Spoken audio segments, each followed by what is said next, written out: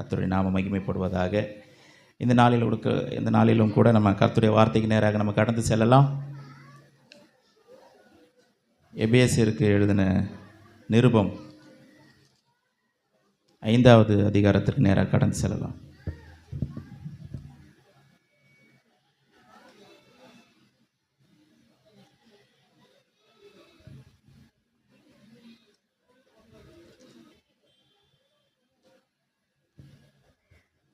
எபேசியருக்கு எழுதின நிருபம் 5வது அதிகாரம் 31வது வசனத்தை வாசிக்கிறேன். 31, 32.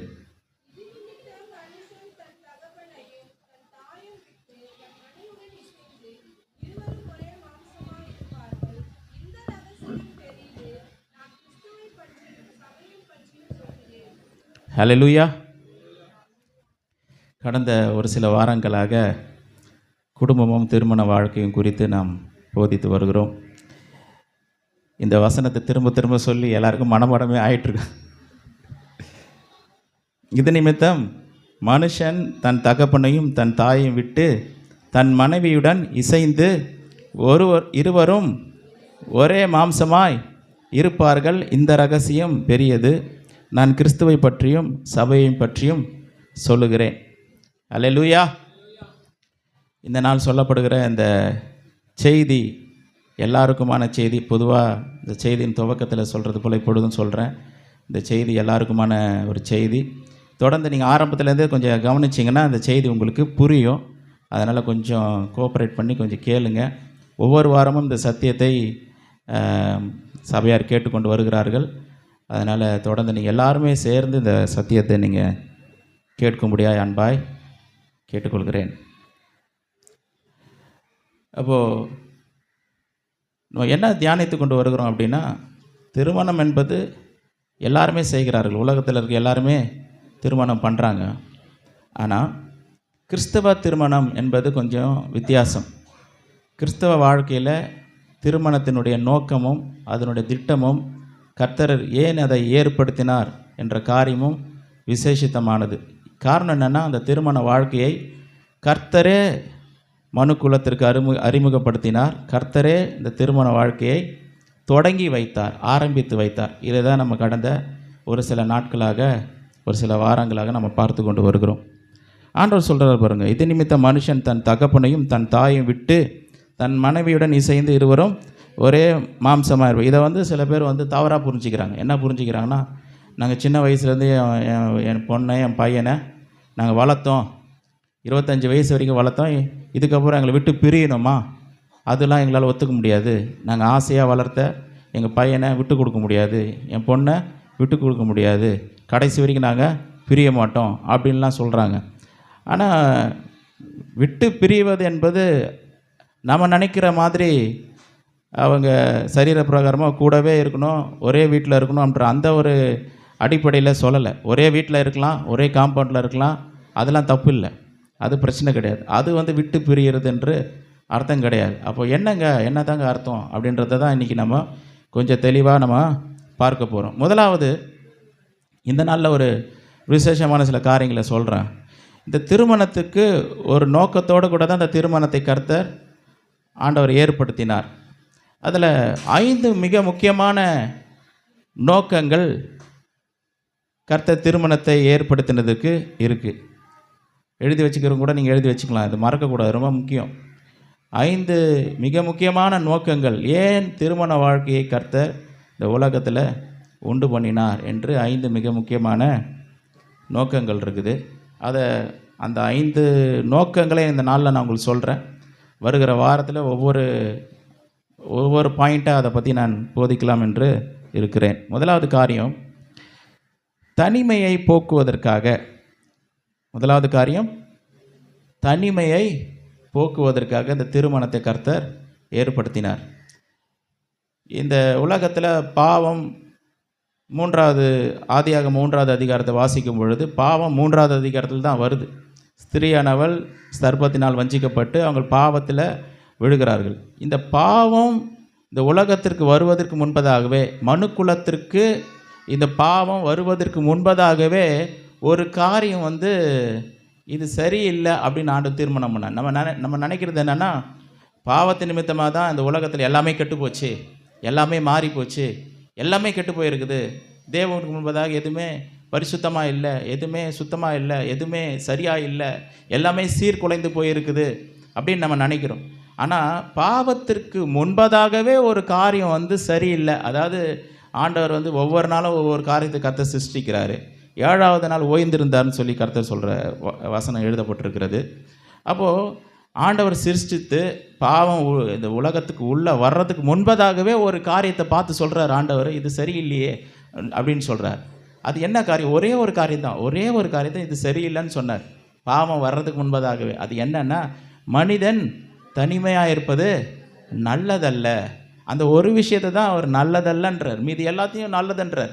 வெளிச்சத்தை உண்டு பண்ணிவிட்டு நல்லதுன்றார், ஆகாய விரிவை உண்டு பண்ணிவிட்டு நல்லதுன்றார், மரம் செடி கொடிகளை உண்டு பண்ணிவிட்டு நல்லதுன்றார், சமுத்திரத்தின் மச்சங்களையும் உண்டு பண்ணி நல்லதுன்றார். எல்லாவற்றையும் நல்லது என்று கண்ட கர்த்தர் மனிதன் தனிமையாக இருப்பது நல்லதல்ல என்று காண்கிறார்.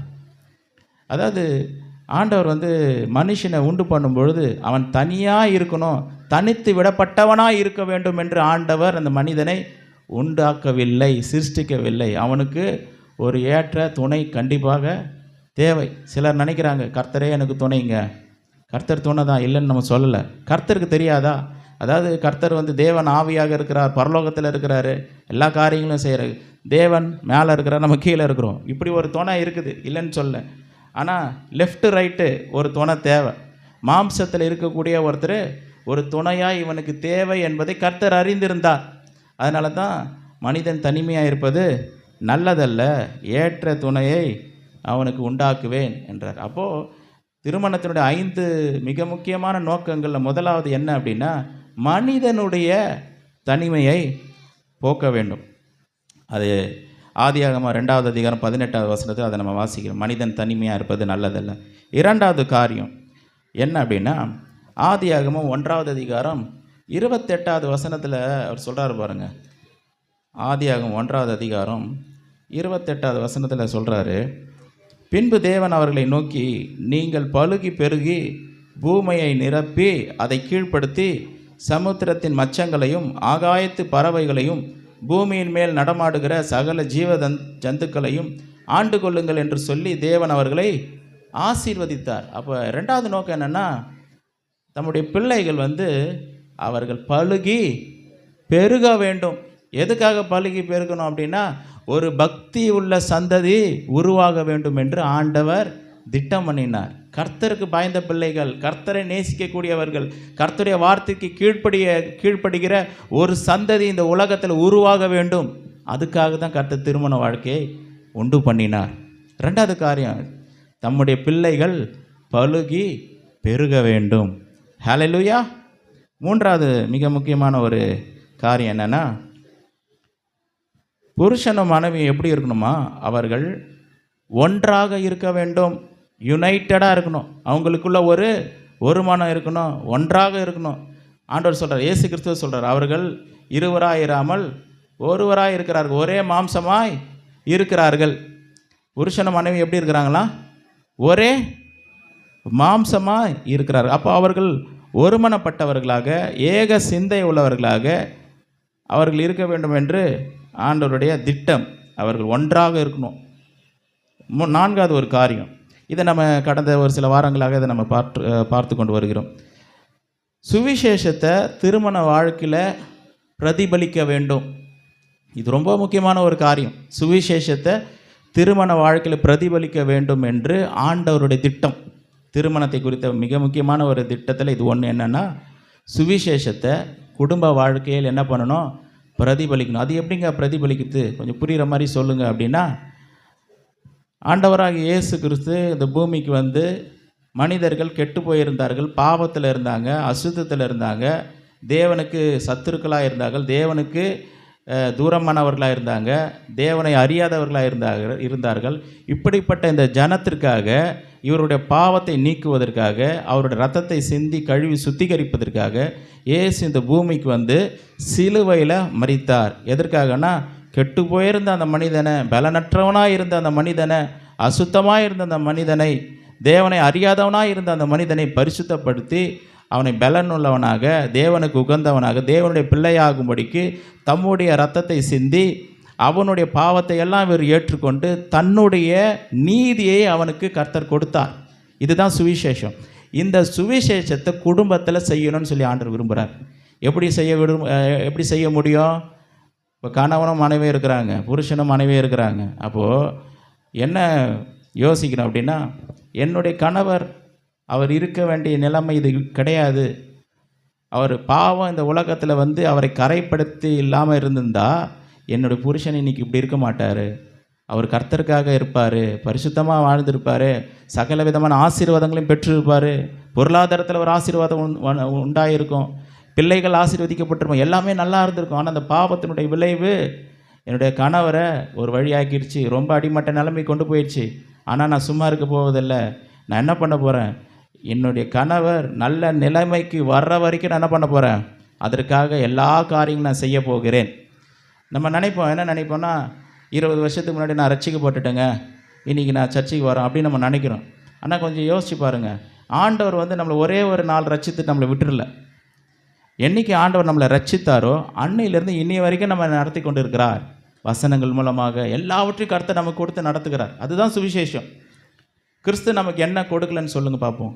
எல்லாவற்றையும் கொடுத்துருக்கிறார். அவருடைய ஜீவனையே கொடுத்துட்டாரு, ஊழியத்தை கொடுத்துருக்கிறாரு, ஊழியக்காரர்களை கொடுத்துருக்காரு, சபையை கொடுத்துருக்காரு, நல்ல ஐக்கியத்தை கொடுத்துருக்கிறாரு, வல்லமையை கொடுத்துருக்காரு, வரங்களை கொடுத்துருக்காரு, அபிஷேகத்தை கொடுத்துருக்காரு, பரிசுத்த ஆவியானவர் கொடுத்துருக்கிறாரு, அப்போஸ்தலர்கள் கொடுத்துருக்கிறார், தீர்க்கதரிசிகளை கொடுத்துருக்கிறாரு, கிருபையை கொடுத்துருக்கிறாரு, சகல விதமான நன்மையை கொடுத்துருக்கு, எல்லாவற்றையும் கொடுத்துருக்கிறார். இது வரைக்கும் கர்த்தர் ஆசீர்வதித்து கொண்டு வருகிறார்.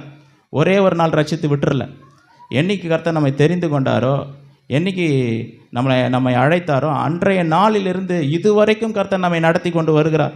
ஒருவேளை 20 வருஷத்துக்கு முன்பதாக நம்ம ரட்சிக்கப்பட்டிருந்தா 20 வருஷமாகவும் கர்த்தர் நம்ம என்ன பண்ணுறாரு? நடத்தி கொண்டு வருகிறார். ஒரு நாளும் நம்மளை என்ன பண்ணல, விட்டு விலகலை, நம்மளை கைவிடலை. கிறிஸ்து சபையில் என்ன பண்ணாராம்? அன்பு கூர்ந்தாராம். இந்த சபை எப்போ உருவாச்சு அப்படின்னா 2000 வருஷத்துக்கு முன்பதாக இந்த சபை உருவானது. 2000 வருஷமாகவும் கர்த்தர் என்ன பண்ணுறாரு? சபைக்காக எல்லா காரியங்களையும் செய்து கொண்டு வருகிறார். நமக்காக பிதாவுக்கு முன்பதாக இன்னும் என்ன பண்ணிட்டு இருக்காராம்? பரிந்து பேசி கொண்டிருக்கிறார். விட்டு விடலை. நம்ம கூட இருக்கிற அந்த சபைக்காக எல்லா காரியங்களையும் செய்திருக்கிறார். சபைக்காக எல்லாவற்றையும் கர்த்தர் நான் கொடுத்து இருக்கிறார். இதை என்ன சொல்கிறார் அப்படின்னா, இந்த காரியத்தை உன்னுடைய குடும்பத்தில் நீ என்ன பண்ணு? செயல்படுத்து. ஒரு நாள் இல்லை, முடிவு பரியந்தமும், மரணம் நம்ம பிரிக்கும் வரைக்கும் அப்படின்னு சொல்லி உடன்படிக்கையில் அந்த வாக்குறுதியில் நமக்கு சொல்கிறோம். மரணம் பிரிக்கிற வரைக்கும் என் கணவரை நான் என்ன பண்ண மாட்டேன்? விட மாட்டேன். அவரை வந்து கர்த்தருக்கு ஏற்ற வழியில் நடப்பதற்கு எல்லா காரியங்களும் நான் செய்வேன். அதே போல் மனைவியும் சரி, புருஷனும் சரி, என்னுடைய மனைவி இருக்க வேண்டிய அந்த இடத்துல இன்றைக்கி இல்லை, எல்லாவற்றையும் எழுந்து போயிருக்கா. அதனால் தேவனுடைய வல்லமையை கொண்டு, தேவனுடைய வார்த்தையை கொண்டு எல்லா காரியத்தையும் என் மனைவிக்காக நான் செய்ய போகிறேன்னு சொல்லி ஒரு உறுதி எடுத்து, ஒரு தீர்மானத்தை எடுத்து அதற்காக முழு மூச்சாக செயல்படுவது தான் திருமண வாழ்க்கை. ஒரு நாளில் நடந்து முடிகிற காரியம் இல்லை. இது ஒரு பெரிய நீண்ட ஒரு பயணம். இதற்காக தன்னை ஒப்பு கொடுப்பது தான் திருமண வாழ்க்கை. இதுக்காக தான் கர்த்தர் இந்த திருமணத்தை ஏற்படுத்தினார். அது மாத்திரமல்ல, 5வது ஒரு காரியம் என்னென்னா, ஒரு நல்ல ஒரு ஆவிக்குரிய வளர்ச்சி, ஒரு நல்ல ஒரு பரிபூரணம் இந்த திருமண வாழ்க்கையின் மூலமாக உண்டாகிறது. திருமண வாழ்க்கை ஆவிக்குரிய வளர்ச்சிக்கு பெரிதும் உதவுகிறது. தனியாக இருக்கிற ஒரு ஆளை விட திருமண வாழ்க்கையில் கர்த்தருக்குள்ள, கர்த்தருடைய வசனங்களுக்கு கீழ்ப்படிந்து கர்த்தருடைய வார்த்தைகளை கை கொள்ளுகிற அந்த குடும்பத்தினர்கிட்ட ஒரு விசேஷத்தை, ஒரு ஆவிக்குரிய வளர்ச்சியை நம்ம பார்க்க முடியும். அப்போ இந்த 5 மிக முக்கியமான காரணங்களுக்காக கர்த்தர் திருமண வாழ்க்கையை இந்த பூமியில் கர்த்தர் ஸ்தாபித்தார். அதனால் கர்த்தர் என்ன சொல்கிறார் அப்படின்னா, திருமணம் ஆயிடுச்சா, இது நிமித்தம். எது நிமித்தம்? திருமணம் ஆனபடினால என்ன பண்ணணுமா? தகப்பனையும் தாயையும் விட்டு யார் பிரியணுமா? சொல்லுங்கள், படிங்க. மனுஷன் தன் தகப்பனையும் தன் தாயையும் விட்டு தன் மனைவியுடன் இசைந்து இருவரும் ஒரே மாம்சமாய் இருப்பார்கள் என்று சொல்லப்பட்டிருக்குது. சில பேர் வந்து என்ன பண்ணுறாங்க அப்படின்னா, பிரியறதில்லை. எப்படி பிரியறதில்லைன்னு நான் சொல்கிறேன் பாருங்கள். அதாவது 2 விதமான ஒரு காரியம் இருக்குது. 2 காரியத்தை சொல்கிறேன். நிறைய இருக்குது, இன்றைக்கி 2 நான் சொல்கிறேன் பாருங்கள். இந்த ஒரு ஃபினான்ஷியல் ஃபினான்ஷியல் டிபெண்டன்ஸ் அப்படின்னா பொருளாதாரத்தின் அடிப்படையில் என்ன பண்ணுறாங்க? இப்போ ஒரு புருஷனானவன் இருக்கார் அப்படின்னா, பொருளாதாரத்தின் அடிப்படையில் தன் தாயும் தகப்பனையும் என்ன பண்ணுறதில்ல, சில நேரங்களில் பிரியாததுனால குடும்பத்தில் நிறைய பிரச்சனைகள் வருது. கொஞ்சம் விளக்கமாக சொல்கிற பாருங்க. பொருளாதாரத்தின் அடிப்படையில் என்ன பண்ணணும்? தகப்பனையும் தாயும், அதாவது ஒரே வீட்டில் தான் இருக்கிறோம், ஒரே காம்பவுண்டில் தான் இருக்கிறோம். அவங்கள விட்டு பிரிஞ்சு வேறு ஏதோ இடத்துக்கு கிளம்பி பஸ்ஸை பிடிச்சி ட்ரெயினை பிடிச்சி போயிடணும்னு நான் சொல்லலை. ஒரே இடத்துல இருந்தாலும் கூட எப்படிப்பட்ட விதத்தில் பிரியணுன்றதை நான் சொல்கிறேன். ஃபினான்ஷியல் இண்டிபெண்டன்ஸ் ஒரு மனிதனுக்கு தேவை. எப்படி அப்படின்னா, சில பேர் என்ன பண்ணுறாங்கன்னா, ஓகே நான் மாதம் ஒரு 10,000 சம்பாதிக்கிறேன், ஆனால் இந்த 10,000 வருமானம் எனக்கு போதலை, அதனால் என்ன பண்ண போகிறேன், கொஞ்சம் அப்பா அம்மா கொஞ்சம் கொடுத்தாங்கன்னா அதை வச்சு மேனேஜ் பண்ணி நான் கொஞ்சம் குடும்பத்தை நல்லா நடத்திடுவேன் அப்படின்னு சொல்லி ஃபினான்ஷியலாக என்ன பண்ணுறாங்க, பெற்றோர்களை சார்ந்து கொள்கிறார்கள். அப்படி சார்ந்து கொள்ளும்போது என்ன நடக்குது அப்படின்னா, அவர்களுடைய தலையீடும் அவருடைய ஈடுபாடும் அந்த குடும்பத்தில் உள்ளே வந்துடுது. அப்படி வரும்பொழுது என்ன ஆகிடுது அப்படின்னா, இவர்கள் தனித்து சில காரியங்களை முடிவெடுக்க முடியல, தீர்மானம் எடுக்க முடியல, கர்த்தருக்காக காரியங்களை திட்டமிட முடியல. காரணம் என்ன பண்ணுறாங்க, அவர்கள் பெற்றோர்கள் காசு கொடுக்குறாங்கல்ல, கொஞ்சம் கொஞ்சம் காசு கொடுக்குறதுனால நான் சொல்கிறத நீ கேளுப்பா அப்படின்ற இடத்துக்கு அவங்க வந்துடுறாங்க. இவங்கள என்ன ஆகிடுறாங்க, நம்ம காசு வாங்குகிறோம், அதனால் அவங்க சொல்கிறது நம்ம கேட்டு தானே ஆகணும் அப்படின்னு சொல்லி அவங்களோட கூட அட்டாச்சாகவே இருக்கிறாங்க. ஆனால் பைபிள் என்ன சொல்லுது அப்படின்னா, ஆண்டவர் ஆதாமுக்கு திருமண வாழ்க்கையை கொடுப்பதற்கு முன்பதாகவே அவனுக்கு ஒரு நல்ல வேலையை கர்த்தர் கொடுத்தார், நல்ல வேலையை கொடுத்தார். அதை வாசிக்கலாம். நம்ம ஆதியாகமம் 2வது அதிகாரம் 15வது வசனத்தை வாசிக்கலாம். ஆதியாகமம் 2வது அதிகாரம் 15வது வசனம்.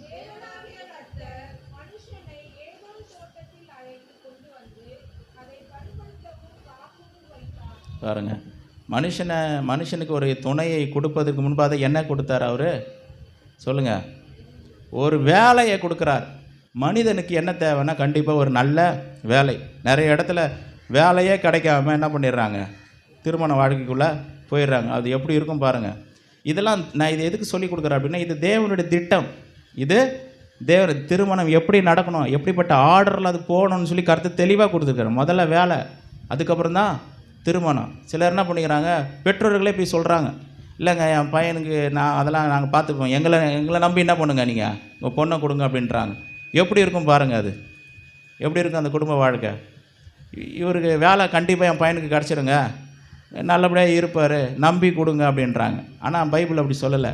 முதல்ல என்ன தேவை, நல்ல வேலை தேவை. எந்த அளவுக்கு வேலை தேவை அப்படின்னா, தன்னுடைய மனைவியை வைத்து காப்பாற்றக்கூடிய அளவில் ஒருத்தர்கிட்ட ஃபினான்ஷியலாக டிபெண்ட் ஆகக்கூடிய அளவில் இல்லாமல், எந்த ஒரு டிபெண்டன்ஸும் இல்லாமல், என்னால் நான் சம்பாதித்து என்னோடய குடும்பத்தை நான் நடத்த முடியுன்ற அந்த ஒரு நிலை வரும் பொழுது அந்த குடும்பம் ஒரு ஆசீர்வாதமாக இருக்கும்.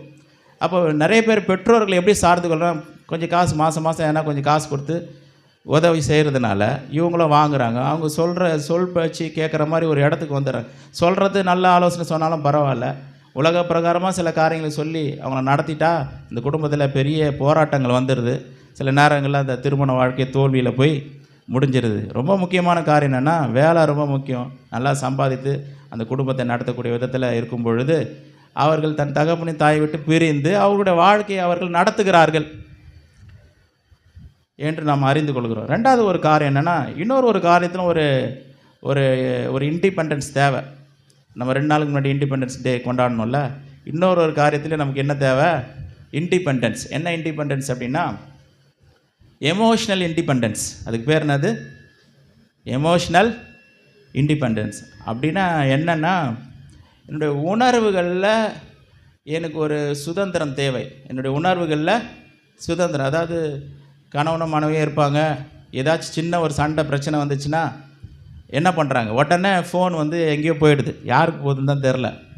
ஒரு சின்ன பிரச்சனை வந்துச்சுன்னா ஃபோனை போட்டு அவங்க அப்பாவுக்கு இல்லை அவங்க அம்மாவுக்கு நடந்த சம்பவத்தை ஒரு 2 மணி நேரம் விவரமாக என்ன பண்ணுறாங்க, ஃபோனில் சொல்லிடுறாங்க. என்ன ஆகிடுது பாருங்கள், பிரச்சனை ஏதாவது இவங்க 2 பேருக்குள்ள பிரச்சனை, அந்த பிரச்சனையை தீர்ப்பதற்கு இவர்கள் பேசி நம்ம கர்த்தருடைய வார்த்தை என்ன சொல்லுது, அதாவது தேவனிடத்தில் போகிறதில்ல, கர்த்தருடைய வார்த்தைக்கு நேராக திரும்புறதில்ல, ஒருவேளை தப்பு பண்ணால் மன்னிப்பு கேட்குறதில்ல. அதை விட்டுட்டு என்ன பண்ணிடுறாங்க, எனக்குன்னா யாரும் இல்லை நினச்சிக்கிட்டியா, நானா சும்மா வந்துட்டுனா எனக்கு எங்கள் அம்மா இருக்கிறாங்க, எங்கள் அப்பா இருக்கிறாங்க, எனக்கு கூட பிறந்தவங்களாம் இருக்கிறாங்க, உன்னை என்ன பண்ணுறாங்க பாரு. இவங்க ஃபோனை போட்டோன்னே திப்புன்னு கிளம்பி வந்துடுறாங்க. அப்போ எப்படி இருக்கும் பாருங்கள். அதாவது கணவனுக்கும் மனைவிக்கு இருந்த பிரச்சனை, 2 பேருக்கு இருந்த பிரச்சனை எப்படின்னா ஆயிடுச்சு, ஃபோனை போட்டு அவங்க அம்மா வந்துட்டாங்க, அடுத்த 10 நிமிஷத்தில் ஆட்டோ பிடிச்சி வந்துட்டாங்க. இப்போ என்ன ஆயிடுச்சு, 3 பேருக்கு இருக்கிற பிரச்சனையாக மாறி போச்சு. சரிங்களா? அவங்க அங்கே வந்து ஃபோன் பண்ணுறாங்க, எங்கடா ரசிக்கிற வாடா குடும்பப்படுத்துகிறாங்க அப்படின்னு. அவங்க என்ன பண்ணுறாங்க, இன்னும் ஒரு 4 பேர் கூட்டின்னு வரோம். பிரச்சனை பூதாகரமாக மாறிவிடுது. இது வந்து தேவன் விரும்புகிற ஒரு காரியம் அல்ல. தேவன் விரும்புகிற காரியம் இல்லை. 2 பேர் இருக்கிறாங்க அப்படின்னா கர்த்தருடைய வசனம் இருக்குது, வார்த்தை இருக்குது, அதன்படி நடப்பதற்கு நம்மளை அர்ப்பணித்து இப்படி சொல்லுது. 2 பேருக்கும் அது தேவை. 2 பேருக்கும் அது தேவை. ஒரு பிரச்சனைனா நம்ம எங்கே போகணும் அப்படின்னா கர்த்தருடைய வார்த்தைக்கு நேராக போகணும். வசனம் என்ன சொல்லுது, நிறைய பேர் அது கவனிக்கிறதே கிடையாது. என்ன பண்ணுறது கிடையாது, கவனிக்கிறதே கிடையாது. சில பேர் வந்து தூங்கி எழுந்தாங்கன்னா காலையில் இருக்கிறோமா இல்லை மாலையில் இருக்கிறோமா அவங்களுக்கு தெரியாது. நல்லா உழுக்குனா தெரியும். நல்லா பாரு ஞாபகம் வந்துச்சா அப்படி உழுக்குனா தான் நல்லா தெரியும். நான் எங்கே இருக்கிறேன், இங்கே தான்ப்பா இருக்கிறேன் அப்படி. அந்த மாதிரி நிறைய பேரோட வாழ்க்கை அப்படி தான் இருக்குது. வசனத்தை கேளுன்னு வசனத்தை கேளு, அதுதான் உன்னை நடத்தும். யாரோ சொல்கிறத நம்ம என்ன பண்ணுறோம், வாழ்க்கையில் அதை கேட்டு, இல்லைங்க எங்கள் ஃப்ரெண்டு தான் சொன்னார், என் நண்பர் தான் சொன்னார், அவர் ஐடியா கொடுத்து அனுப்புகிறார், அந்த ஐடியா வந்து பெரிய பிரச்சனையில் போய் முடிஞ்சிடும். ஆனால் அந்த குடும்பம் ஆசீர்வாதமாக இருக்கணும் அப்படின்னா இவர்கள் 2 பேரும் எங்கே தான் போகணும், 2 பேரும் வேறு கிடையாது, 2 பேரும் ஒரே மாம்சமாக இருக்கிறார்கள் என்று வசனம் சொல்லுது. இவங்க 2 பேரும் எங்கே போகணும், கர்த்தருடைய வார்த்தைக்கு நேராக கடந்து செல்லணும். இது இப்போ சொல்ல போகிற காரியம் ரொம்ப முக்கியமான காரியம். இதை மறக்கக்கூடாது. ரொம்ப மிக முக்கியமான ஒரு காரியம் என்னென்னா, இந்த திருமண வாழ்க்கைக்கு மிகவும் அஸ்திபாரமான ஒரு காரியத்தை பற்றி இப்போ நான் சொல்ல போகிறேன். அதாவது ஒரு வீடு கட்டணுன்னா அந்த வீடு கட்டுறதுக்கு எது ரொம்ப முக்கியம் சொல்லுங்கள்? அஸ்திபாரம் ரொம்ப முக்கியம். அஸ்திபாரத்தை ஸ்ட்ராங்காக போடாமல் அதுக்கு மேலே எவ்வளோ தான் நீங்கள் வந்து பில்டிங் எழுப்பினாலும் சரி, விலை உயர்ந்த ஜன்னல் கதவு வாசல்கள் எல்லாம் வச்சா கூட பிரயோஜனம் கிடையாது. காரணம் என்னென்னா அஸ்திபாரத்தை என்ன பண்ணலாம், ஸ்ட்ராங்காக போடலை. அப்போ இந்த திருமண வாழ்க்கைக்கு ஒரு அஸ்திபாரம் இருக்கிறது. அந்த அஸ்திபாரத்தை தான் இன்றைக்கி நம்ம பார்த்து முடிக்க போகிறோம். அல்லேலூயா. அது என்ன அஸ்திபாரம் வாசிக்கலாம். எபேசியர், எல்லாமே எபேசியர் 5 தான். சரிங்களா? எபேசியர் 5வது அதிகாரம் 18வது வசனத்துக்கு நேராக செல்லலாம். நான் வாசிக்கிறேன். அதாவது இந்த திருமண பகுதி வந்து எங்கே தொடங்குது அப்படின்னா 18வது வசனத்துலேருந்து தொடங்குது. 18வது வசனத்துலேருந்து 33வது வசனம் வரைக்கும் இருக்கிற அந்த பகுதி கிறிஸ்துவ திருமண வாழ்க்கை குறித்து போதிக்கிற ஒரு காரியம். சில பேர் என்ன யோசிக்கிறாங்கன்னா 21லேருந்து படிப்பாங்க. அப்படி கிடையாது. இந்த பகுதி வந்து 18லேருந்து தொடங்குது. அப்போ நான் வாசிக்கிறேன் பாருங்கள். துன்மார்க்கத்திற்கு ஏதுவான மதுபான வெறி கொள்ளாமல் ஆவியினால் நிறைந்து, பாருங்கள், துன்மார்க்கத்திற்கு ஏதுவான மதுபான வெறி கொள்ளாமல் ஆவியினால் நிறைந்துன்னு வருது. அதாவது எப்படின்னா, குடிகாரங்களை பார்த்துருக்கீங்களா? குடிக்கிறவங்களை பார்த்துருக்கீங்களா? அவங்க எப்படி பேசுவாங்கன்றதை நம்ம கொஞ்சம் சில நேரங்கள் நம்ம கவனிச்சிருக்கோம். தெரியுங்களா? சிலர் சொல்லிவிடுவோம், எப்பா குடிச்சிட்ருக்கான்ப்பா, எதாக இருந்தாலும் காலையில் பேசிக்கலாம் அப்படின்னு. அவங்ககிட்ட பேசவே முடியாது. சிலருடைய திருமண வாழ்க்கையும் அப்படி தான் இருக்குது. பேசவே முடியாது. அவங்ககிட்ட என்ன பண்ண முடியாது, பேச முடியும். காரணம் என்னென்னா, மதுபானத்தில் நிறைந்தவர்களை போல் அவங்களோட வாழ்க்கை இருக்கும். எப்படின்னா, குடிக்கிறவங்க எப்படி பேசுவாங்கன்னா பொதுவாக ரொம்ப பெருமையாக பேசுவாங்க. எப்படி பேசுவாங்க? பெருமை. நான் சொல்கிறது கரெக்டு தானுங்களா? குடிக்கிறவங்க எப்படி பேசுவாங்க? ரொம்ப பெருமையாக பேசுவாங்க. நான் தான்ப்பா எல்லாம் பண்ணேன், நான் இல்லாத இதெல்லாம் நடக்கலை, நான் நினச்சேன்னா அதெல்லாம் பண்ணிவிடுவேன், நான் நினச்சேன்னா இதெல்லாம் முடிச்சிடுவேன், என்னை கேட்டு தான்ப்பா நீங்களாம் பண்ணணும், நான் யார் தெரியுமா அப்படின்னு சொல்லி தங்களை பற்றி ரொம்ப பெருமையாக பெருமை அவங்களுக்குள்ளே இருக்கும். இது குடிக்கிறவங்களுடைய ஒரு சிம்டம். 2வது என்ன சொல்லுவாங்கன்னா, சொன்னதையே சொல்லிகிட்டு இருப்பாங்க. என்ன பண்ணுவாங்க? சொன்னதையே திரும்ப சொல்லிட்டு இருப்பாங்க. நம்ம சொல்லுவோம், எப்பா நான் சொல்கிறது கொஞ்சம் கவனம், அதெல்லாம் கிடையாது அப்படின்னு சொல்லிட்டு என்ன பண்ணுவோம், அவங்க சொன்ன ஒரு காரியத்தை திரும்ப சொல்லுவாங்க. சொல்கிறத கேட்க மாட்டாங்க, சொல்கிறத புரிஞ்சிக்க மாட்டாங்க, சொல்கிறதுக்கு செவி கொடுக்க மாட்டாங்க. அவங்க சொன்னதையே என்ன பண்ணுவாங்க, திரும்ப அதையே சொல்லுவாங்க. வீட்டில் கூட வந்து பார்த்தீங்கன்னா, இது ஏன் வந்து அப்போஸ்தலனாகிய பவுல் இதை சொல்லியிருக்கிறாருன்னா, சில நேரங்களில் வந்து கணவனுமே சரி மனைவியுமே சரி எப்படி ஆயிடுறாங்கன்னா, மதுபானத்தில் இருக்கிறவங்க மாதிரி ஆயிடுறாங்க. எப்படி ஆயிடுறாங்க? மதுபானத்தில் இருக்கிற மாதிரி சொன்னதே சொல்லுவாங்க. நீ சொல்கிறதெல்லாம் கரெக்டு தான், இருந்தால் நான் சொல்கிறது அதெல்லாம் கிடையாது இப்படின்னுவாங்க. ஒரே விஷயத்தை பிடிச்சிக்கிட்டு திரும்ப என்ன பண்ணுவாங்க, அதையே பேசுவாங்க. உட்காந்து சில காரியங்களை சில சத்தியத்தை கற்றுக்கொள்ளலாம், தெரிந்து கொள்ளலாம் அப்படின்னு என்ன பண்ண மாட்டாங்க, முயற்சி செய்ய மாட்டாங்க. அதுக்காக பிரயாசப்பட மாட்டாங்க. சொன்னதையே திரும்ப திரும்ப சொல்லுவாங்க, பெருமையாக பேசுவாங்க. உங்களுடைய வாழ்க்கையில் பெருமை தான் காணப்படும், வேறு எதுவுமே இருக்காது. அதனால வசனம் சொல்லுது, நீங்கள் மதிய துன்மார்க்கத்திற்கு ஏதுவான மதுபான வெறி கொள்ளாமல், அந்த மாதிரி இருக்காதீங்க. சொன்னதையே திரும்ப திரும்ப சொல்கிற மாதிரி அல்லது ரொம்ப பெருமையாக பேசுகிற மாதிரி, நான் நினைக்கிறது தான் கரெக்டு அப்படின்னு நினைக்கிற மாதிரி பேசாமல் எப்படி இருக்குமா, ஆவியினால் நிறைந்து. இதுதான் நல்ல குடும்ப வாழ்க்கையினுடைய பெரிய சீக்ரெட்டு, பெரிய அஸ்திபாரமே என்ன தெரியுங்களா? ஆவியினால் நிறைந்து. ஆவியினால் நிறைந்து சங்கீதங்களினாலும் கீர்த்தனைகளினாலும் ஞான பாட்டுகளினாலும் ஒருவருக்கொருவர் புத்தி சொல்லிக்கொண்டு உங்கள் இருதயத்தில் கர்த்தரை பாடி கீர்த்தனம் பண்ணி. நிறைய பேரோட வாழ்க்கையில் இது கிடையாது, நிறைய பேர் குடும்பத்தில் இது கிடையாது. பாட்டே பாட மாட்டாங்க. இந்த சர்ச்சுக்கு வந்து கொஞ்ச நேரம் இப்படி பாட்டு போகிறாங்க, அவ்வளோதான். அடுத்த ஒரு வாரம் ஒரு பாடுறது கிடையாது, ஒரு துதிக்கிறது கிடையாது, ஆராதிக்கிறது கிடையாது. வாயில் ஸ்தோத்திரம்னு வராது, நன்றின்னு வராது. கர்த்தர் செய்த நன்மைகளுக்கு நன்றின்னு சொல்ல மாட்டாங்க, ஸ்தோத்திரம் சொல்ல மாட்டாங்க. எதுவுமே இருக்காது, எதுவுமே இருக்காது. அவங்க பாட்டுன்னு போவாங்க, அவங்க வேலையை செய்வாங்க, எதுவுமே இருக்குது. அப்போ ஆவியில் அவங்க நிறைந்து வாழ முடியாது. ஆவியில் நிறைந்து வாழாததுனால குடும்பத்தில் எல்லா விதமான பிரச்சனையும் வந்துடும். ஒரு காரியத்தை சொன்னால் என்ன பண்ண மாட்டாங்க, கேட்க மாட்டாங்க. ஒரு குடும்பத்தில் துதி சத்தமும் ஆராதனை சத்தமும் துதிக்கிற சத்தமும், வீட்டில் கணவனும் அப்படி இருக்கிறாரு, மனைவியும் அப்படி இருக்கிறாங்கன்னா, ஒருத்தருக்கு ஒருத்தர் சொல்கிற காரியம் ஒருத்தருக்கு ஒருத்தர் ஏற்றுக்கொள்வாங்க. இந்த காரியத்தை நீ செய்யலாமன்னா கண்டிப்பாக செய்யணும். காரணம்னா உள்ளே என்ன இருக்குது, துதி இருக்குது, ஆராதனை இருக்குது, இருதயம் லகுவாக இருக்குது, இருதயம் ரொம்ப சாஃப்டாக இருக்குது, கர்த்தருடைய வார்த்தையை ஏற்றுக்கொள்கிற விதத்தில் இருக்குது. அப்போ ஒருவருக்கு ஒருவர் என்ன பண்ண, விட்டு கொடுத்து கீழ்ப்படிந்து ஒருவருக்கு ஒரு நல்லா அண்டர்ஸ்டாண்ட் பண்ணி வாழ முடியும். காரணம் என்னென்னா, அவங்க ஆண்டவரை துதிச்சுக்கிட்டே இருக்கிறாங்க, பாடிக்கிட்டே இருக்கிறாங்க, ஆராதனை பண்ணிக்கிட்டே இருக்கிறாங்க. பாடல்கள் மூலமாக ஒருத்தருக்கு ஒருத்தர் என்ன பண்ணுறாங்க, புத்தி சொல்லி கொண்டு தான் இருக்கிறாங்க. எந்த வீட்டில் துதி சத்தம் பாட்டு சத்தம் ஆண்டவரை துதிச்சுக்கிட்டு பாடிக்கிட்டே இருக்கிறாங்களோ அந்த வீட்டில் ஒரு விசேஷம் இருக்கும். அந்த வீட்டில் ஒரு விசேஷம் இருக்கும். நம்ம யோசிச்சு பார்க்கணும், கடைசியாக நம்ம என்றைக்கு துதித்தோம், என்றைக்கு பாடணும், என்றைக்கு ஏசப்பாவுக்கு நன்றி சொன்னோம். நன்றி சொல்லியே ரொம்ப நாள் ஆச்சு, துதிச்சு ரொம்ப நாள் ஆச்சு, பாடி ரொம்ப நாள் ஆச்சு, ஆராதனை பண்ணி ரொம்ப நாள் ஆச்சு. இதுக்கு ரொம்ப தூரமாக இருக்கிறோம் நம்ம. ஆனால் குடும்ப வாழ்க்கை எப்படி இருக்காது, ஆசீர்வாதமாக இருக்காது. ஆண்டவர் சொல்கிறாரு, ஆவியினால் நிறைந்து நீங்கள் வாழ்ந்தீங்க அப்படின்னா என்ன ஆகிடும் அப்படின்னா, இருதயத்தில் அந்த துதி சத்தம் இருக்கும், ஆண்டவருக்கு நன்றி சொல்கிற காரியம் இருக்கும், கர்த்தருக்கு பிரியமாக வாழ்கிற காரியம் எல்லாமே இருக்கும். அப்போது என்ன ஆகிட்டோன்னா, அனுதினமும் நம் தேவ ஆவினால் நிறைகிறவர்களாக நம்ம மாறிடுறோம். நான் ஏற்கனவே ஒரு தடவை நான் சொன்னேன், என்னென்னா ஆவின் அபிஷேகத்தில் நிரம்புவது என்பது வேறு, அபிஷேகத்தை பெற்றுக்கொள்வது என்பது வேறு, ஆவியினால் நிறைவது என்பது வேறு. அபிஷேகம் என்பது நம்ம ஜபிக்கும் பொழுது, ஆண்டவர் துதிக்கும் பொழுது சில நேரங்களில் ஆண்டவர் அந்த அபிஷேகத்தை கொடுக்குறாரு, அது நமக்கு ஒரு வல்லமையை கொடுக்குது, ஒரு வரத்தை கொடுக்குது, சில காரியங்களை செய்யுது. ஆனால் ஆவியினால் நிறைந்து வாழ்வது என்பது அது வித்தியாசம். அதை கொஞ்சம் விவரமாக சொல்கிறதுக்கு நான் விரும்புகிறேன். என்னென்னா, இந்த பகுதி நான் வாசிச்சுட்டு அதையும் நான் சொன்ன, ஆவியினால் நிரம்புவது என்பது என்ன என்றதை சொல்லி நான் முடிக்க விரும்புகிறேன். இதை வாசிக்கிறேன் பாருங்கள். சங்கீதங்களினாலும் கீர்த்தனைகளினாலும் ஞான பாட்டுகளினாலும் ஒருவருக்கொருவர் புத்தி சொல்லிக்கொண்டு உங்கள் இருதயத்தில் கர்த்தரை பாடி கீர்த்தனை பண்ணி நம்முடைய கர்த்தராகிய இயேசு கிறிஸ்துவின் நாமத்தினாலே எப்பொழுதும் எல்லாவற்றிற்காகவும் பிதாவாகிய தேவனை ஸ்தோத்தரித்து தெய்வ பயத்தோடே ஒருவருக்கொருவர் கீழ்ப்படிந்திருங்கள்.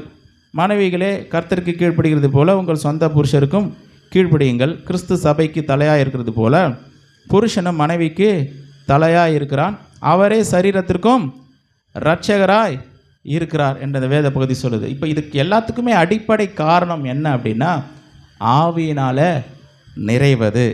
ஆவியினால் நிறைந்து வாழும் பொழுது குடும்பத்தில் ஒரு வித்தியாசம் இருக்கும், ஒரு நிம்மதி இருக்கும், ஒரு சமாதானம் இருக்கும், சந்தோஷம் இருக்கும். அந்த குடும்பமே ஒரு ஹெவன் மாதிரி, குட்டி ஹெவன் மாதிரி மாறிடுது. காரணம், அந்த வீட்டில் துதி சத்தம், பாடல்கள் சத்தம், கர்த்தருக்கு நன்றி சொல்கிறோம், எல்லாவற்றையும் நன்றி சொல்கிறோம். சின்ன சின்ன காரியம் கஷ்டமோ நஷ்டமோ எல்லாத்துக்கும் நன்றி சொல்லி பழகும். ஆண்டவரே உமக்கு நன்றி, ஆண்டவர் என்னுடைய வாழ்க்கையில் நீ எது செய்தாலும் நன்மைக்காக நீங்கள் செய்கிறீங்க, அதுக்காக நன்றி. அவரிடத்தில் அன்பு கூறுகிறவர்களுக்கு சகலமும் நன்மைக்கு ஏதுவாக நடக்கிறது என்று அறிந்திருக்கிறோன்னு சொல்லி வேதவாசனம் சொல்லுவோம். ரோமர் 8:28. நம்முடைய வாழ்க்கையில் நடந்த எல்லா காரியமும் ஒரு நன்மைக்காக தான் ஆண்டவரே, என்னை நீங்கள் கைவிட மாட்டீங்க, உமக்கு நன்றி ஏசப்பா. ஒவ்வொரு காரியம், வேலைக்கு போகிறோமா ஆண்டவருக்கு நன்றி சொல்லிட்டு போவோம், படிக்க போகிறோமா ஆண்டவருக்கு நன்றி செலுத்திட்டு போவோம், ஒரு ஊழியம் செய்ய போகிறோமா கர்த்தருக்கு நன்றி சொல்லுவோம், ஸ்தோத்தரிப்போம். கர்த்தர் நம்ம கொடுத்த எல்லா பிள்ளைகளுக்காக, குடும்பத்துக்காக, சபைக்காக, எல்லாவற்றுக்கும் நம்ம என்ன பண்ணுவோம், ஆண்டவருக்கு நன்றி சொல்லும் பொழுது அந்த இருதயம் அப்படியே டேர்ன் ஆகுது. ஆவியினால் நிறைந்த ஒரு வாழ்க்கைக்கு நேராக அந்த இருதயம் டேர்ன் ஆகுது, வித்தியாசமாக அது மாறிடும். இப்போ சொல்ல போகிறோம் அது ஆவியினால் நிறைந்து வாழ்வது என்பது என்ன. அது இன்னொரு பகுதியை நம்ம வாசித்தோம்னா அது க்ளீனாக புரிஞ்சிடும். அதை நம்ம வாசிக்கலாம். கொலோசியருக்கு எழுதின நிருபத்திற்கு நேராக நம்ம கடந்து செல்லலாம். கொலோசியர்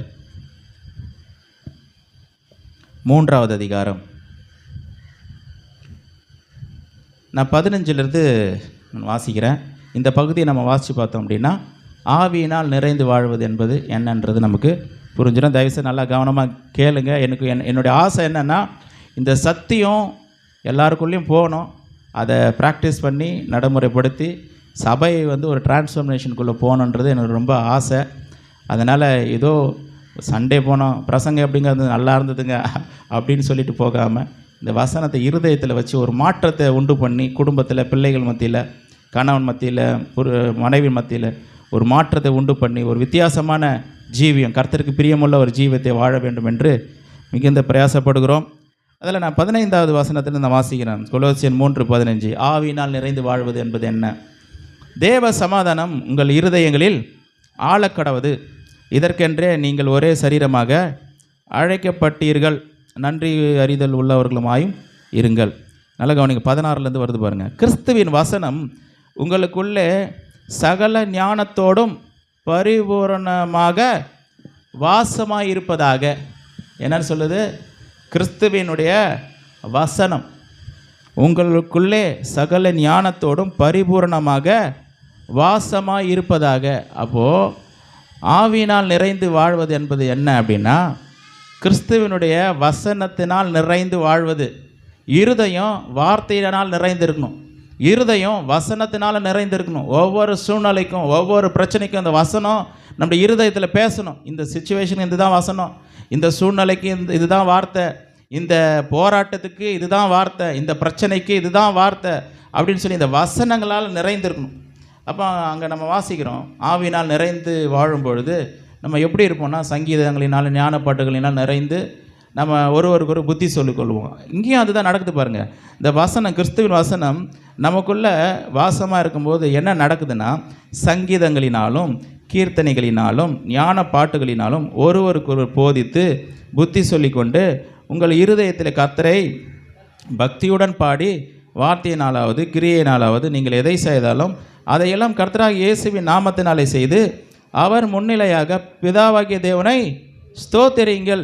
மனைவிகளே, அதே பகுதி வருது, மனைவிகளே கர்த்தருக்கு ஏற்கும்படி உங்கள் புருஷருக்கு கீழ்ப்படியுங்கள், புருஷர்களே உங்கள் மனைவிகளில் அன்பு கூறுங்கள், அவர்கள் மேல் கசந்து கொள்ளாதிருங்கள், பிள்ளைகளே உங்கள் பெற்றோருக்கு எல்லா காரியத்திலையும் கீழ்ப்படியுங்கள், இது கர்த்தருக்கு பிரியம். அப்போது எபேசியர் 5:18 வருகிற வசனங்களும் சரி, இந்த கொலோசியர் 3வது அதிகாரம் 16 வர்ற வசனங்களும் சரி, எல்லாமே ஒரே மாதிரியான விளைவுகளை தான் என்ன பண்ணுது, உண்டு பண்ணுது. அப்போ விளைவுகள் ஒன்றாக இருக்கிறதுனால அதனுடைய காரியங்களும் ஒன்றாகத்தான் இருக்கும்ல. அப்போது அங்கே ஆவியினால் நிறைந்து அப்படின்னு சொல்லி இந்த சங்கீதங்களினாலும் ஞான பாட்டுகளினாலும் ஒருவருக்கு ஒரு புத்தி சொல்லி கொள்ளுங்க வருது. இங்கே எப்படி வருதுன்னா, கிறிஸ்துவனுடைய வசனம் உங்களுடைய இருதயத்தில் வாசமாக இருப்பதாக, சகல பரிபூரணத்தோடு ஞானத்தோடு கூட வாசமாக இருப்பதாக சொல்லிவிட்டு மறுபடியும் என்ன சொல்கிறாரு அப்படின்னா, சங்கீதங்களினாலும் ஞான பாட்டுகளினாலும் ஒருவருக்கு ஒரு என்ன பண்ணுங்க, புத்தி சொல்லி கொள்ளுங்கள். அப்போது ஆவியினால் நிறைவது என்பது என்ன அப்படின்னா, வேத வசனத்தினால, கிறிஸ்துவின் வசனத்தினால நம்முடைய இருதயம் நிரம்பி இருக்க வேண்டும். ஹல்லேலூயா. இந்த நாளில் ஒரு நல்ல தீர்மானம் எடுக்கணும். என்ன தீர்மானம் எடுக்கணும்னா, என்னுடைய இருதயம் ஆண்டவருடைய வசனத்தினால நிறைந்து காணப்பட வேண்டும். என்னுடைய இருதயம் ஆண்டவருடைய வார்த்தையினால், வசனத்தினால நிறைந்து காணப்பட வேண்டும் அப்படின்னு சொல்லி இன்றைக்கி ஒரு ஸ்ட்ராங்கான அஸ்திபாரத்தை இன்றைக்கி நம்ம போடலாம். எத்தனை பேர் ஆசைப்படுறீங்க? என் குடும்பத்தில் ஒரு ஸ்ட்ராங்கான அஸ்திபாரத்தை நான் போட விரும்புகிறேன். ஆட்டோமேட்டிக்காக வாய் வேறு மாதிரி பேச ஆரம்பிச்சிடும். இந்த வசனம் உள்ளே போச்சு அப்படின்னா நம்ம வாய் வேறு மாதிரி பேச ஆரம்பிச்சிடும். திடீர்னு ஒருத்தர் நம்மளால் என்ன பண்ண முடியாது, ஒரு மாதிரி எடுத்தெறிஞ்சு பேச முடியாது, உதாசீனமாக நம்ம பேச முடியாது. காரணம், வசனம் உள்ளே இருக்குது, வசனம் உள்ளே இருக்குது. ஆண்டவர் சொல்கிறார், உன் சத்துருக்களை என்ன பண்ணுங்கள், ஸ்நேகிங்கள்ன்றாரு. இந்த வசனம் உள்ளே இருந்துச்சு, நம்மளால் இந்த வசனத்தை மீறி நம்ம ஒருத்தரை சபிக்க முடியுமா சொல்லுங்கள்? இந்த வசனம் உள்ளே பேசிக்கினே இருக்குது, இந்த வசனத்தை மீறி நம்ம ஒருத்தரை சபிக்க முடியுமா? அவனால் நல்லா இருப்பானா அப்படின்னு சொல்ல முடியுமா? நம்ம சொல்ல முடியாது. காரணம், உள்ளே இருந்து வசனம் பேசிக்கிட்டே இருக்கும். ஆண்டவரே இவர்களை ஆசீர்வதிக்கிற ஆண்டவர். நல்லா இருக்கட்டும் ஆண்டவர், அவளை ஆசீர்வதிங்க, அவங்கள உயர்த்துங்க, அவங்களோட வாழ்க்கையில் நன்மையை செய்யுங்க அப்படின்னு இருதயம் அப்படி பேசும். நம்முடைய இருதயம் வந்து கர்த்தருக்கு ஏற்றபடி அப்படி டியூனாக ஆரம்பிச்சிடும். இப்போ இந்த நாளில் இந்த வார்த்தையோடு கூட, இந்த வசனத்தோடு கூட நான் முடிக்க விரும்புகிறேன். என்னென்னா, ஆவியினால் நிறைந்து வாழ்கிற ஒரு வாழ்க்கை நமக்கு தேவை. ஹல்லேலூயா. எதுக்காக ஆவியினால் நிறைந்து வாழணும் அப்படின்னா, பிசாசானவன் வாழ்க்கையில் கொண்டு வருகிற எல்லா விதமான போராட்டங்களையும் பாவ சோதனைகளையும் மேற்கொள்வதற்கு நமக்கு என்ன தேவைன்னா, பரிசுத்த ஆவியானவருடைய நிறைவு தேவை. வேத வசனங்களினால், கிறிஸ்துவின் வசனத்தினால் நம்முடைய இருதயம் நிரம்பி காணப்பட வேண்டும். இல்லைன்னா நிற்க முடியாது, இல்லைன்னா வாழ முடியாது. நம்ம வருவோம், சபைக்கு வருவோம், ஜெப கூட்டத்துக்கு வரோம், எல்லாம் பண்ணுவோம், ஆனால் வாழ்க்கை ஒன்றும் மாறி இருக்காது. ஹல்லேலூயா. நானும் சின்ன வயசுலேருந்து சர்ச்சுக்கு போகிறேன். என்னையும் இதே மாதிரி தான் சபையில் அந்த 2 மாதம் இருக்கும்போது அபிஷேகம் பண்ணாங்க, பிரதிஷ்டை பண்ணாங்க. சபையிலே வளர்ந்துருக்குறோம். அப்படின்னும் போது இந்த மாதிரியான சத்தியங்களை வந்து அவ்வளோ சரியாக யாரும் சொல்லிக் கொடுக்கல. இதெல்லாம் ஒரு 20 வருஷத்துக்கு முன்னாடி கொஞ்சம் தெளிவாக சொல்லி கொடுத்துருந்தாங்கன்னா இன்னும் கூட வாழ்க்கை கொஞ்சம் நல்லா இருந்திருக்கும். ஆனால் நம்மளே தேடி கண்டுபிடிச்சி ஏதோ ஒரு தேடல் உள்ளே வந்து இதை கண்டுபிடித்திருக்கிறோம். ஆனால் சின்ன பிள்ளைங்க நீங்களாம் ரொம்ப ஆசீர்வதிக்கப்பட்டவர்கள், வாக்கியவான்கள். காரணம் என்ன தெரியுங்களா? இந்த சத்தியம் இப்போவே உங்களுக்கு தெரிஞ்சிருக்குது. இது எல்லாருக்கும் தேவையான ஒரு வசனம், அதாவது சத்தியம். திருமணமானவங்களுக்கு தான் போல் இருக்குது, இது மற்றவங்களுக்கெல்லாம் இல்லை போல் அப்படின்னு நினைக்கக்கூடாது. திருமணமாகாத வாலிபர்களுக்கும் இது ரொம்ப பொருத்தமான ஒரு செய்தியாக இருக்கும். ஏன்னா அவங்க வாழ்க்கை என்ன பண்ணிக்கலாம், சீர்திருத்தி கொள்ளலாம், மாற்றி அமைத்து கொள்ளலாம். தேவனுடைய வழியில் நடப்பதற்கு மாற்றி அமைத்து கொள்ளலாம். அப்படி நம்ம வாழ்க்கையை மாற்றி அமைத்து கொள்ளும் பொழுது எல்லா விதமான பாவ சோதனைகள் நம்ம என்ன பண்ண முடியும், மேற்கொள்ள முடியும். ஹல்லேலூயா. கடைசியாக ஒரே ஒரு காரியத்தை மட்டும் நான் சொல்லி நான் முடிக்க விரும்புகிறேன். ஏன் வந்து பரிசுத்த ஆவியினால் நிறைந்து வாழணும் அப்படின்னா, அந்த ஆதியாகமத்தில் 3வது அதிகாரத்தில் தொடங்குச்சு பாருங்கள். அந்த பாவம் வந்து மனுஷனை ஒரு வழி ஆக்கிடுச்சு. இன்றைக்கி நம்ம அதெல்லாம் அந்த யோசனை, அந்த அறிவு நமக்கு இல்லை. வீட்டில் யாருன்னா ஒரு தப்பு பண்ணிட்டோம்னா நம்ம எப்படி யோசிக்கிறேன்னா, எல்லாம் நீ தான் காரணம், நான் நல்லா சொன்னேன், நான் சொன்னது புரிஞ்சிக்கவே இல்லை, ஏற்றுக்கவே இல்லை, எல்லாத்தையும் மாற்றி செஞ்சிட்டேன் அப்படின்னு சொல்லிட்டு நம்ம மனைவியை என்ன பண்ணுறாங்க, ப்ளேம் பண்ணுறாங்க. இல்லைனா புருஷனை என்ன பண்ணுறாங்க, ப்ளேம் பண்ணுறாங்க. உன்னால் தான் வந்துச்சு, என்னால் தான் வந்துச்சுன்னு சொல்லி ஒருத்தருக்கு ஒருத்தர் என்ன பண்ணுறாங்க, பழியை மாற்றி மாற்றி போட்டு. இதெல்லாம் வந்து எப்படின்னா பாவத்தினுடைய விளைவாக தான் வந்துச்சு. என்ன யோசிக்கிறது இல்லை அப்படின்னா, இது வந்து பாவத்தின் நிமித்தமாக தான் வாழ்க்கை இப்படி மாறி இருக்குது, வாழ்க்கையில் இவ்வளோ பிரச்சனையை உண்டு பண்ணி இருக்குது அப்படின்னு நம்ம யோசிக்கிறது இல்லை. அந்த ரூட், அந்த வேருக்கு நம்ம சென்று அதனுடைய காரியத்தை எப்படி சரி செய்யலான்னு யோசிக்கிறது இல்லை. அது யோசிக்காமல் பாருங்கள், சங்கீதக்காரன் சொல்கிறான், என் தாய் என்னை பாவத்தில் கர்ப்பந்தரித்தாள் அப்படின்னு சொல்ல. பிறக்கும் போதே ஆதாமுக்குள்ளே பிறந்த ஒரு வாழ்க்கை இருக்குது. அப்போ ஆதாமுடைய அந்த நேச்சரு, அவனுடைய சுபாவம் எல்லாம் ஒரு மனிதனுக்குள்ளே காணப்படுது. அவனுடைய பாவத்தினுடைய காரியங்கள் ஒரு மனிதனுக்குள்ளே காணப்படுது. அதாவது கில்ட்டுன்னுவாங்க, குற்றம் என்று சொல்லுவாங்க. குற்றம் சொல்லும் போது லீகல் கில்ட்டு அல்லது ஆக்சுவல் கில்ட்டுன்னுவாங்க. லீகல் கில்ட்டுன்னா என்னென்னா, நம்ம பிறக்கும் போதே எப்படி பிறந்தோன்னா ஆதாமுடைய பாவத்தில் பிறந்தோமா. அப்போது நம்ம தப்பே செய்யாமல் ஆதாமுடைய பாவம் ஒரு மனிதனுக்குள்ளே உள்ளே வந்துடுது. அதனால தான் பாருங்கள், சின்ன குழந்தை கூட என்ன பண்ணோன்னா, அது ஒரு தப்பு பண்ணால் மறைக்கும், பொய் சொல்லும், எல்லாம் பண்ணும். அது எப்படி வந்துச்சு, யார் கற்றுக் கொடுத்தது அப்படின்னா, அது ஆதாமுக்குள்ளே இருந்த பாவம் அப்படின்னா அது ட்ரான்ஸ்ஃபர் ஆகி வந்துடுது. அதுதான் வந்து லீகல் கில்ட்டு. அதாவது முன்னோர்கள் முற்பிதாக்கள் செய்த அந்த பாவம் தவறு என்ன பண்ணோம், நம்மளும் என்ன பண்ணுறோம், சுதந்திரத்துக்கு கொள்கிறோம். ஆக்சுவல் கில்ட்டுன்னு சொல்லும் பொழுது நம்முடைய வாழ்க்கையில் நம்மளே செய்கிற தவறுகள்லாம் இருக்குது, நம்ம செய்கிற பாவங்கள்லாம் இருக்குது. அது வந்து என்ன சொல்கிறோம், ஆக்சுவல் கில்ட்டுன்றோம். இதெல்லாம் எப்படி வந்தது அப்படின்னா, அங்கே செஞ்ச பாவத்து நிமித்தமாக தான் ஒரு மனிதனுக்குள்ளே பாவம் ஒரு மனிதனை ஒரு வழி ஆக்கிருச்சு. ஒரு மனிதனை ஒன்றும் இல்லாமல் அவனை வந்து மகிமை அற்றவனாக, தேவனுடைய கிருபை இழந்தவனாக, எல்லாவற்றையும் இழந்தவனாக அந்த பாவம் மாற்றிவிட்டது. அப்படி பாவத்தில் விழுந்த அந்த மனிதனை தூக்கி நிறுத்துவதற்காக இயேசு கிறிஸ்து இந்த பூமிக்கு வந்தார். அப்போது இயேசு கிறிஸ்து வந்து இந்த உலகத்தில் என்ன செஞ்சாரோ அதே காரியத்தை தான் மனைவியும் தன் புருஷனுக்காக செய்ய வேண்டும். என் வீட்டுக்கார் இப்படி இருக்க வேண்டியவர் இல்லை, அவருடைய பாவத்து நிமித்தமாக அவருடைய வாழ்க்கையில் எவ்வளோ காரியத்தை இழந்து போயிருக்கிறாரு. நான் அதற்காக என்னுடைய கணவர் நல்ல ஒரு இடத்துல வர வரைக்கும் நான் என்ன பண்ண போகிறேன், அதற்காக போராடுவேன், அதற்காக எல்லா காரியத்தையும் நான் செய்வேன் அப்படின்னு சொல்லி மனைவி என்ன பண்ணணும், கணவருக்காக நிற்கணும். அதே போல் கணவன் கூட என்னுடைய மனைவி இப்போ இருக்க வேண்டிய இடத்துல இருக்கக்கூடாது, அவங்க இருக்க வேண்டிய இடம் வேறு, நிலைமை வேறு, பாவம் வந்து அவங்களை இப்படி ஆக்கிருச்சு. என் மனைவிக்காக நான் எல்லா காரியத்தையும் கிறிஸ்து சபைக்காக என்னெல்லாம் செஞ்சாரோ அதே போல் என் ஜீவனையும் கொடுக்குற அளவுக்கு என் மனைவியிடத்தில் நான் அன்பு கூர்ந்து எல்லா காரியத்தையும் நான் செய்வேன் என்று சொல்லி ஒரு தீர்மானம் பண்ணி ஒரு வாழும் பொழுது அந்த குடும்பம் ஆசீர்வதிக்கப்பட்ட குடும்பமாக அது மாறுகிறது. ஹல்லேலூயா. வீட்டில் போய் இன்றைக்கி நம்ம இன்றைக்கி ஆரம்பிக்கணும். என்ன ஆரம்பிக்க போகிறோம் சொல்லுங்கள் பார்ப்போம். என்ன ஆரம்பிக்க போகிறீங்க? ஆவியினால் நிறைந்து வாழ்கிற வாழ்க்கை. ஆவியினால் நிறைந்து வாழ்கிற வாழ்க்கைன்னா என்ன சொல்லுங்க? கிறிஸ்துவினுடைய வசனங்கள் நம்முடைய இருதயத்தில் நிறைந்து காணப்பட வேண்டும். அப்போ என்ன பண்ணணும்? வார்த்தை வசனம் உள்ளே போய்கிட்டே இருக்கணும். வார்த்தைக்கு செவி கொடுக்கணும். அல்லேலூயா. இந்த வசனங்கள் உள்ளே செல்ல செல்ல செல்ல வாழ்க்கையில் மாற்றங்கள் உண்டாகும். கர்த்தருடைய கிருபையினால் போன வாரத்தில் வியாழக்கிழமை ஒரு தொடர் போதனையை பாலவாக்கத்திலேயே ஒரு மொபைல் ஃபோன் வச்சு அதை ரெக்கார்ட் பண்ண ஆரம்பிச்சிருக்கிறோம். அந்த செய்தியை வந்து யூடியூப்பில் போடுறோம். அந்த செய்தியை யூடியூப்பில் போடுறோம். ஏன்னா வந்து எல்லா நேரத்துலையும் நம்ம எல்லா இடத்துலையும் இருக்க முடியல. கோயம்பேட்டிலே நம்ம ஒரே நேரத்தில் இருக்க முடியாது, தையூருக்கு போக முடியாது. நிறைய இடத்துல கூப்பிட்றாங்க. இப்போ நிறைய இடத்துல அழைப்பு வருது, என்னால் போக முடியல.